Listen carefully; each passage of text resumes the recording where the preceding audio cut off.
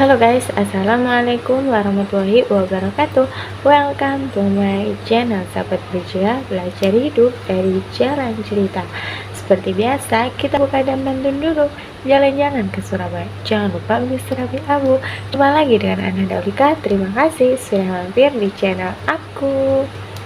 Sejarah Mesir kuno memiliki peradaban yang sangat luar biasa, mulai dari piramidanya, patung sphinxnya, artefak yang menarik, bahkan hieroglif yang membuat jutaan mata terpesona.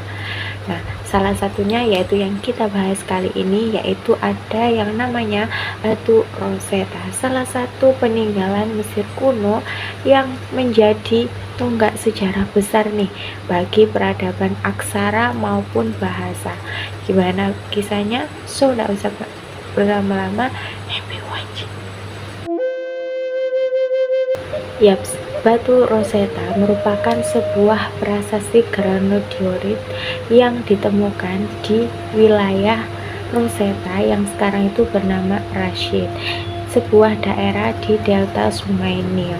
Nah, awalnya batu Rosetta ini itu ditemukan oleh seorang tentara Prancis yang bernama Pierre-François Bouchard, yang saat itu dia ini sedang melakukan kampanye militer di Mesir dan juga Suriah pada masa Napoleon saat itu. Batu ini ditemukan tepatnya pada bulan Juli tahun 1799. Nah, kita flashback sebentar kenapa kampanye militer itu sampai dilakukan.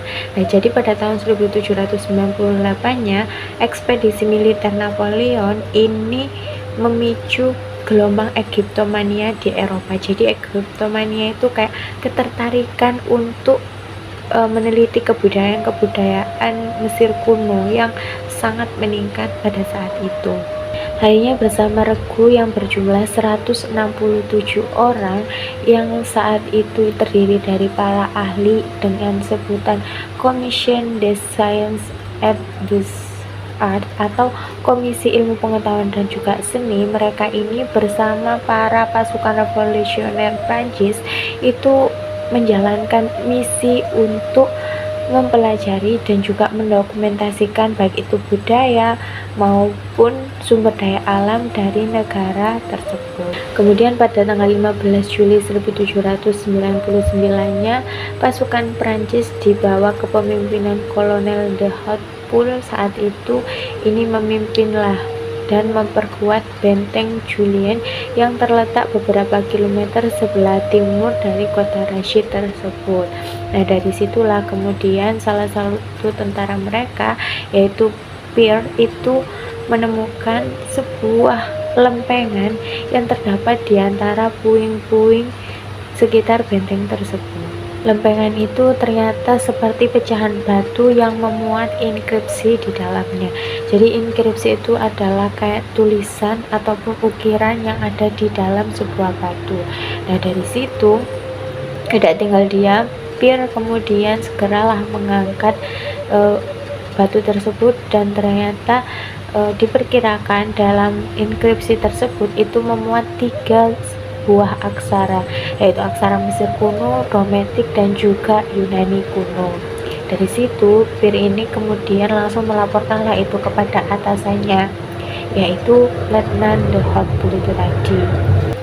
Pierre dan de Hautpoul itu langsung sadar, ini kalau batu ada tulisannya itu kayaknya bukan barang sembarangan deh, dan kemungkinan itu memiliki nilai yang tinggi karena potensi signifikansinya. Hanya mereka pun segeralah itu melaporkan ke atasannya lagi, yaitu Jacques François Mignon, di mana saat itu kebetulan dia ini juga berada di sana. Temuan tersebut kemudian segeralah itu dibawa ke perkumpulan ilmiah yang didirikan Napoleon di Kairo saat itu, yaitu Institut Egypt. Di dalam laporan yang disusun oleh anggota komisi dari Michael and Lancret ini memang menyatakan bahwa batu itu terdiri dari 3 aksara, yaitu aksara Mesir kuno, aksara Romantik, dan juga aksara Yunani kuno. Nah, kemudian diperkirakan juga bahwa dari ketiga aksara tersebut itu mempunyai maksud dan isi yang sama. Laporan Lancret yang bertanggal 19 Juli 1799 akhirnya dibacakan di pertemuan institut tak lama setelah 25 Juli pada tahun yang sama. Nah, sejak saat itulah batu itu disebut sebagai La Pierre de Rosette atau yang disebut batu Rosetta. Tidak lama sebelum ia kembali ke Prancis pada bulan Agustus 1799-nya. Penemuan ini juga dilaporkan dalam Kurir Egypt yang merupakan koran resmi dari negara Prancis itu sendiri. Nah, seorang wartawan yang menamakan dia ini anonim itu mengutarakanlah itu harapannya agar dari penemuan tersebut itu dapat menguraikan sistem hieroglif yang ditemukan. Pada tahun 1800, 3 tenaga ahli komisi itu merancang salinan dari enkripsi tersebut. Salah satunya yaitu Jean-Joseph Marcel yang merupakan seorang pakar yang berbakat mengenai aksara yang ada di batu tersebut. Ia juga yang menyadari bahwa aksara di bagian tengah batu itu merupakan aksara demotik, dan padahal saat itu aksara demotik ini jarang diketahui oleh para ahli pada masa itu. Seniman Nicolas Jacques Cohn juga menemukan cara atau metode lain untuk menyalin enkripsi dari batu tersebut, yaitu dengan menggunakan blok cetak. Nah, kemudian seniman lain yang bernama Anthony Galland itu juga menemukan cara yang sedikit berbeda. Cetakan yang dihasilkan kemudian dibawa ke Paris oleh Jenderal Charles Jougu, yang kemudian dari situ para ahli Eropa ini bisa melihat dan juga mulai mempelajari dan menguraikan makna dari sistem aksara yang ada dalam batu tersebut. Namun setelah Inggris berhasil mengalahkan Napoleon pada tahun 1801, Inggris juga mengambil alih batu Rosetta tersebut. Nah, setelah mengambil alih batu tersebut, Inggris juga melakukan analisisnya nih terhadap huruf hieroglif Mesir kuno yang ada pada batu itu. Memang gimana sih gambaran dari batu Rosetta itu sendiri? Kita masuk. Jadi batu Rosetta ini itu berupa lempengan besar basalt hitam yang memiliki tinggi kurang lebih 1123 mm, lebar 757 mm, serta tebalnya itu mencapai 280 mm, sehingga bobotnya itu mencapai kurang lebih 760 kg. Batu Rosetta memiliki permukaan yang halus dan itu tadi terdapat inskripsi di dalamnya yang terdiri dari aksara Mesir kuno, kemudian Dometik dan juga aksara Yunani kuno. Sedangkan bagian belakangnya itu kasar karena kemungkinan ini sudah diperkirakan pembuatnya bahwa batu itu memang sengaja nantinya itu akan didirikan, sehingga bagian belakangnya itu tidak terlihat. Jadi permukaannya ya kasar gitu untuk bagian belakangnya. Setelah diteliti, ternyata kemungkinan besar bahwa batu Rosetta ini itu adalah bagian dari prasasti besar.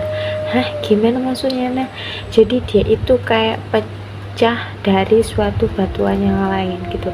Karena setelah diteliti, batu Rosetta ini itu mengalami kerusakan yang lumayan gitu.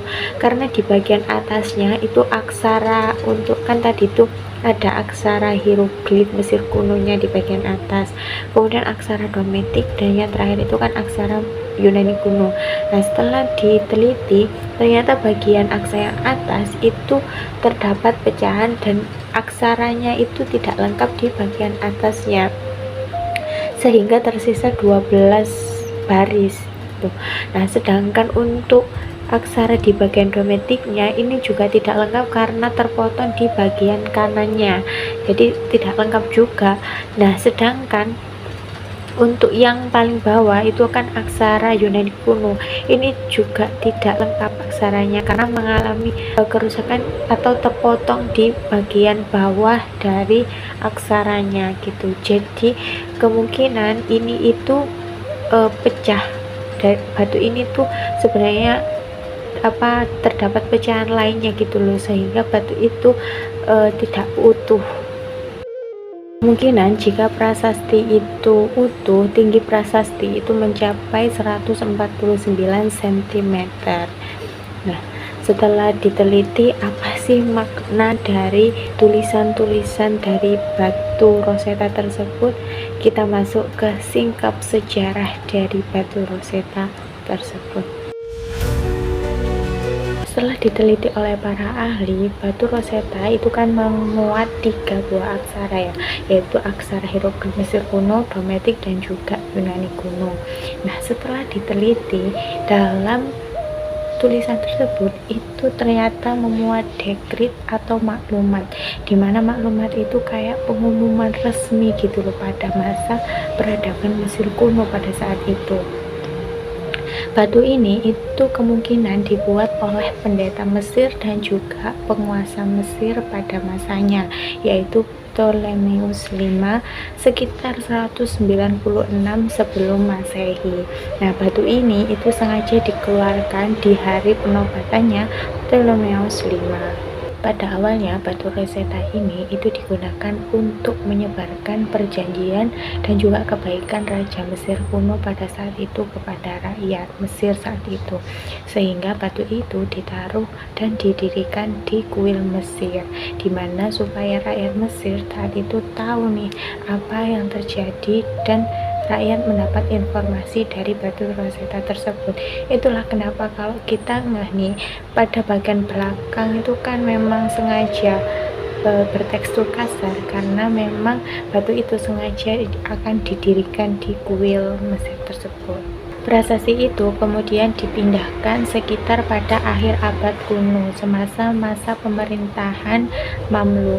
Nah, kemudian singkat cerita, batu itu telah menjadi bahan bangunan dari benteng yang di dekat kota Rashid itu, which is itu adalah benteng tempat Pir menemukan batu tersebut, tepatnya di wilayah delta Sungai Nil. Batu Rosetta kemudian kembali ditemukan pada zaman modern tersebut, which is itu ketika Pir menemukannya. Nah, saat itu orang-orang ini semakin tertarik lah itu untuk meneliti aksara yang ada di dalam batu tersebut, yaitu sebuah aksara hieroglif Mesir kuno, dan potensi masyarakat untuk menguraikan maksud atau terjemahan dari tulisan hieroglif Mesir kuno yang sampai saat itu belum ada terjemahannya. Salinan litografis dan juga gips mengenai batu Rosetta itu mulailah itu beredar ke museum-museum dan juga para cendekiawan Eropa. Sementara itu, setelah Prancis ini berhasil dikalahkan oleh Inggris pada tahun 1801 dan juga penyerahan Iskandaria, which is itu dimana pasukan Prancis berhasil dikepung oleh pasukan Inggris tepatnya di wilayah Iskandaria, akhirnya batu Rosetta itu pun diambil alih lah itu oleh London atau pasukan Inggris dan kemudian dipamerkan di Museum British. Sejak tahun 1802 itu batu Rosetta itu berada di Museum British London. Nah, batu Rosetta ini juga banyak sekali yang mengunjungi karena ingin mencari tahu atau sekedar ingin mengetahui tentang peradaban Mesir kuno yang sangat fantastis.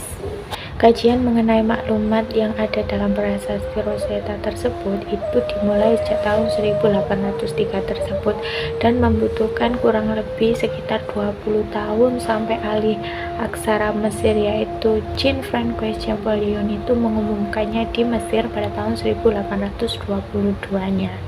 Dan membutuhkan waktu lebih lama lagi untuk memahami literatur dan juga membaca tulisan yang ada dalam batu Rosetta tersebut dengan yakin. Penguraian dari batu Rosetta pun terus dilakukan dan mengalami kemajuan dalam penelitiannya.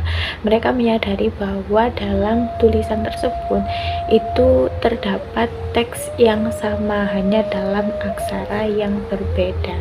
Seperti pada bagian teks demotik yang menggunakan lambang fonetis, di mana itu adalah simbol khusus yang mewakili bunyi ujaran, bukan ejaan kata.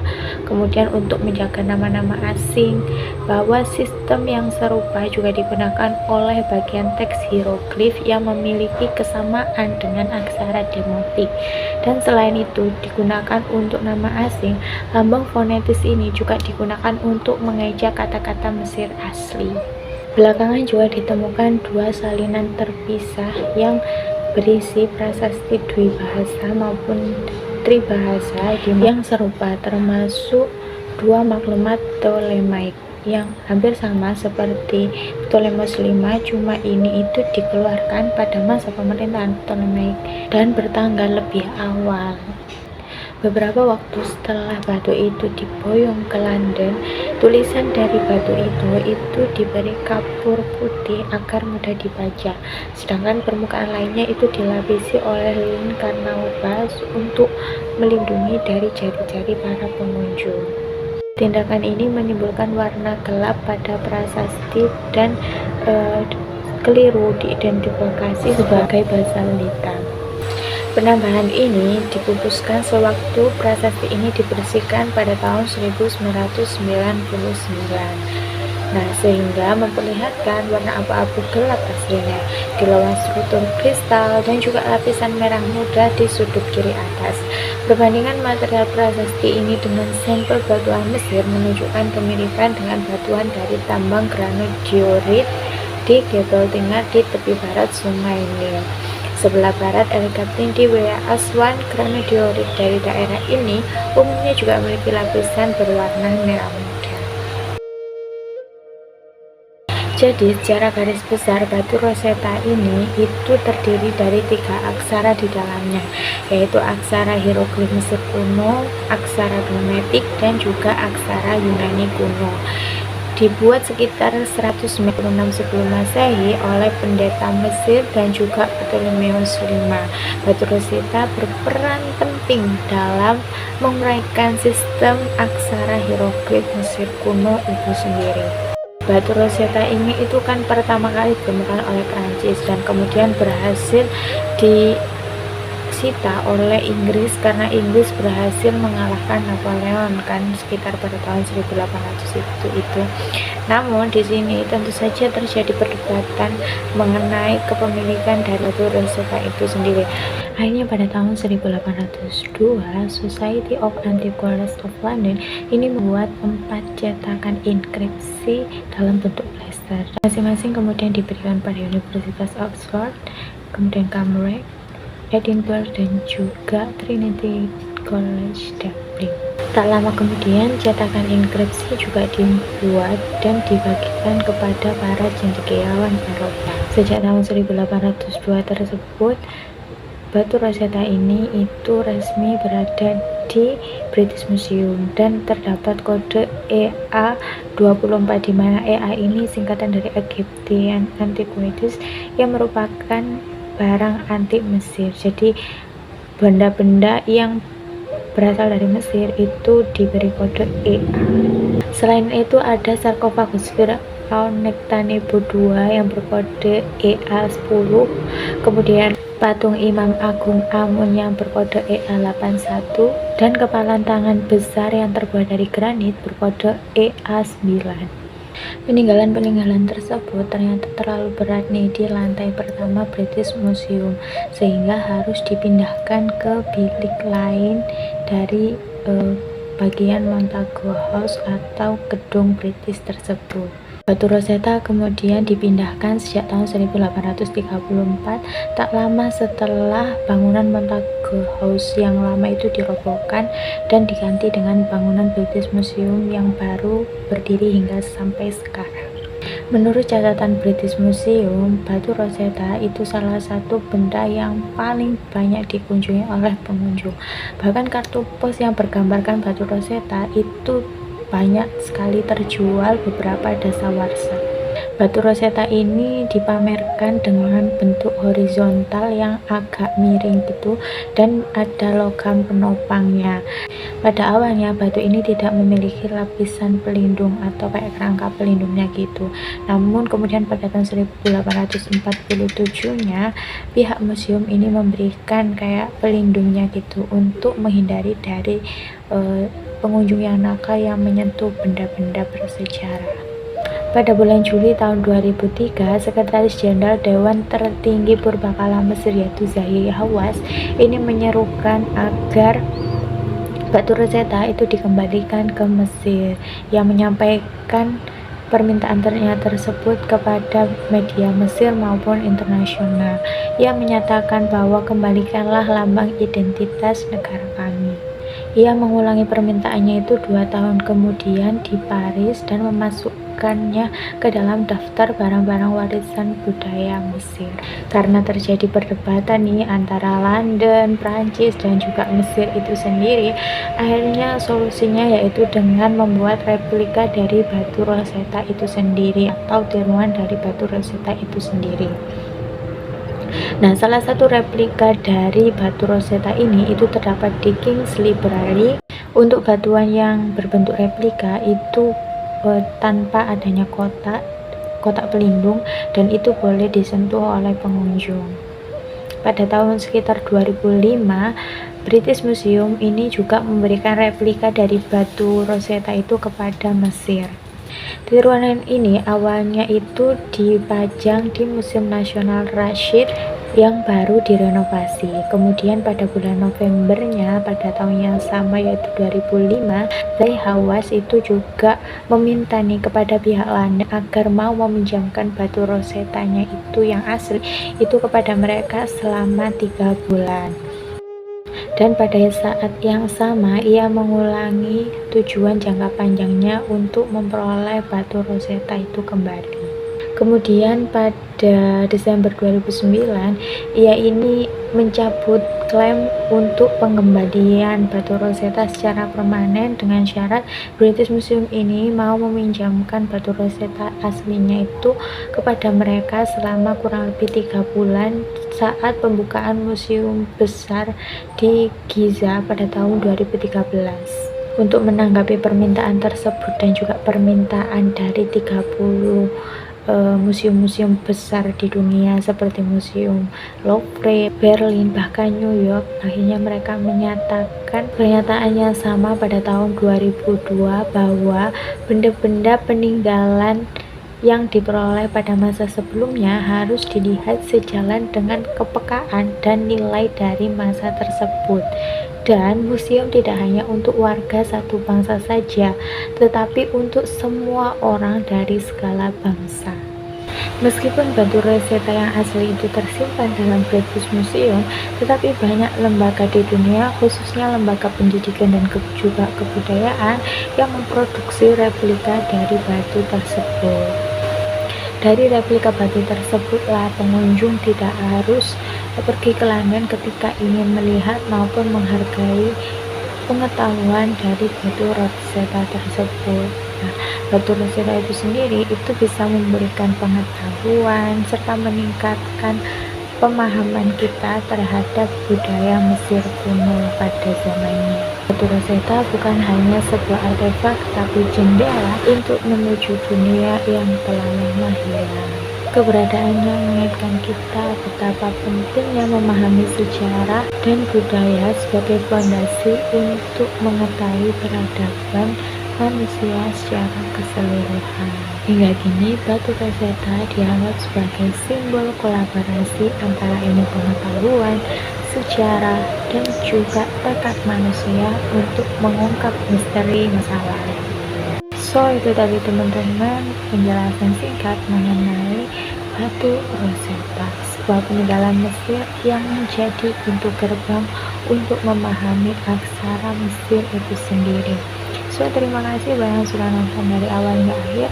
Mungkin ada perlu ditambahkan, boleh banget kalian tambahkan di kolom komentar di bawah. Jangan lupa like, komen, dan subscribe-nya. Wassalamualaikum warahmatullahi wabarakatuh. Bye.